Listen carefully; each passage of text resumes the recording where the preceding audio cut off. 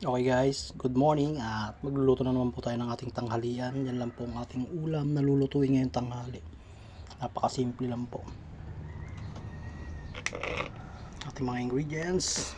Number 1, sardines, Buchanan, toyo, sibuyas, bawang, at ang ating kanton. Dry kanton po yan. At leftovers. Let's go! Okay guys, unahin na po natin ang bawang.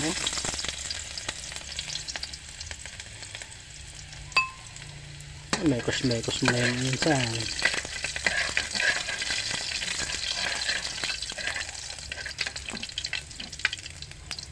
Ang sibuyas.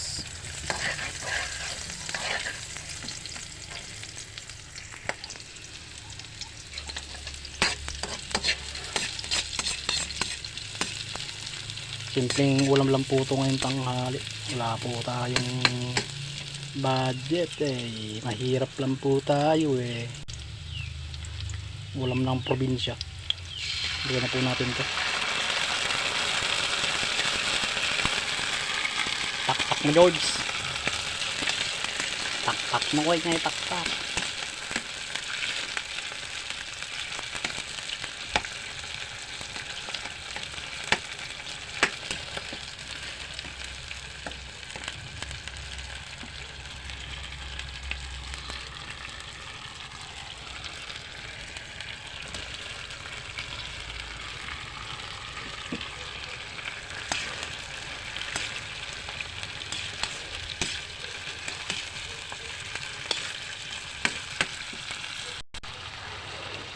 At lalagyan na rin po natin siya ng tubig.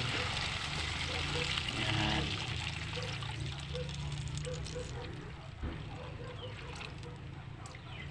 Oops.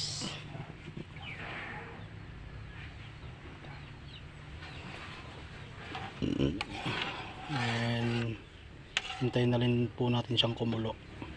Po siya. Ayan po, nagbuburik-burik na po. Pag-add lang po tayo ng konting soy. Gamay lang po. Konti. Cheese. Ganyan minsan niya ibusin. Basit lang ko naman ko ibus mo, mate.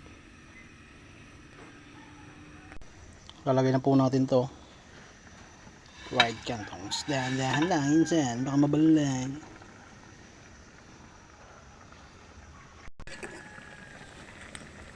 Simpleng ulam sa probinsya.